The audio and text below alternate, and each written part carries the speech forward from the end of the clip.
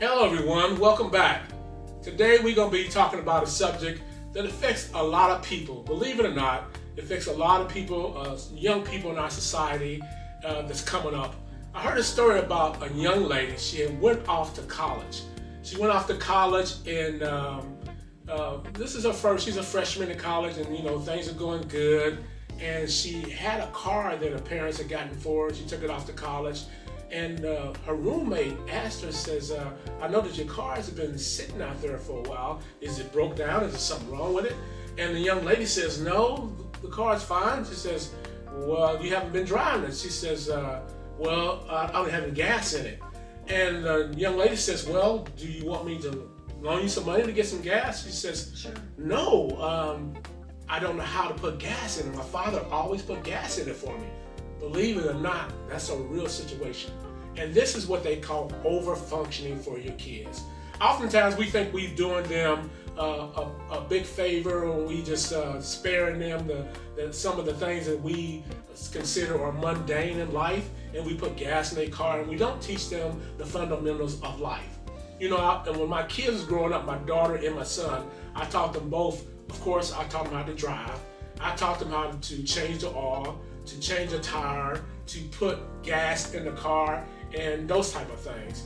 And I wanted them to be able to grow up and be functional and independent adults. And I didn't want to overfunction for them where every time they needed something, they would have to call their father or call their husband once they got married, or a situation like that. I wanted them to be well-rounded.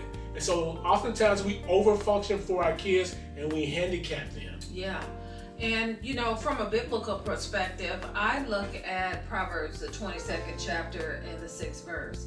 The Bible tells us to train up a child in the way that he should go, and when he gets old, he will not depart. When you look at the word train, you are giving them instructions and teaching. It's a teaching moment. There are lots of teaching moments that we have throughout life, and as parents, we are responsible for teaching our children balance. That's right. We shouldn't take things for granted to say, hey, they should know this, hey, that's common sense, or hey, they'll learn that at school. It is our number one priority to reproduce and to create successful citizens and people. That's right. Not only for the kingdom of God, but here, right now, on earth. That's why we have a lot of wayward people, because we feel that they should know these things, and we let the society teach them and train them. But when you are training your child, you are instilling in them moral values, you're instilling in them ethical values, you're instilling in them biblical principle, and therefore God will be pleased with us, not only as the stewards of our children, but being stewards in relationships, ethical values, and morals. The Bible tells us in Titus about how aged men are to teach the young men how to be grave and to be patient and to be temperate. It goes on to tell us that the aged women likewise should be able to train up the young women to be sober, not given too much wine, and how they're not to be gossipers and slanderers, how we are supposed to love our children and to love our husbands. Not only are we teaching moral values and how to run your home, but we need to also teach how to clean the house, how to keep your bodies, how to conduct yourself, not only in the home, but in public. We are to teach relational and social skills. We are to teach how to check and balance. Now, I say check and balance in respect to finances.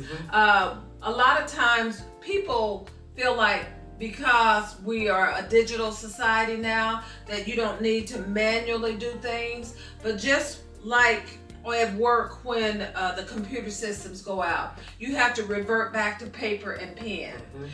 So therefore, I think this is a necessary thing to teach our children how to balance a checkbook, how to do debits and credits, and general accounting skills. Because hopefully they'll have money that they will be stewards over in excess. So when you look at that, we're teaching them how to do dishes, as you demonstrated with a young lady in college who didn't know how to manually do dishes because all she knew how to do was run a dishwasher. So therefore, we need to teach how to clean, how to cook, how to make ends meet, how to shop frugally. Because I remember a time that we couldn't afford, the lavish things of the world as far as food was concerned. We would go and get scrap bacon.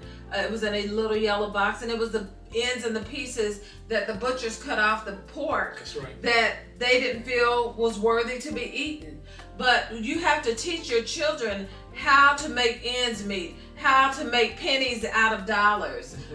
So therefore, when we are teaching balance, we need to do it all the way across the board. Finances, integral things, morality, how to cook and clean, the whole gambit. That's right. As I look back on my life and how the things my father taught me about character, integrity, hard work, those type of things, we see that a lot of those values are lacking in today's society. They are. And so, unfortunately, a lot of young men grow up without a father. But it behooves each and every one of us to share the knowledge and things that we have, to pass it on, to make our society more better. And we don't want to overfunction for our kids. I would like to say this, Maurice, just as a point of reference. A lot of times we feel like there is a male thing that we should teach just the boys, or a girl thing that we should teach just the girls. My dad taught me how to change tires on a car. He taught me how to change the oil in a car. I got underneath the car and changed the oil. So I just wanted to reiterate, there's no thing that the girls shouldn't learn, really. They may not have to perform it, but then again they may, because everybody doesn't end up getting married. That's right. And sometimes we feel like, that doesn't need to be taught to my daughter because she'll have a husband one day. But one day she may not have a husband. Or one day she may be married and the husband passes on. So she has to know how to function in all categories, whether or not it's utilized or not. So I just wanted to illustrate that just as a point of reference.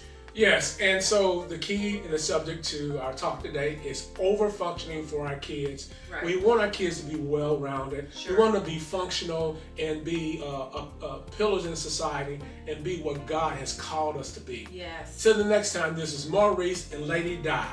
Peace. Peace.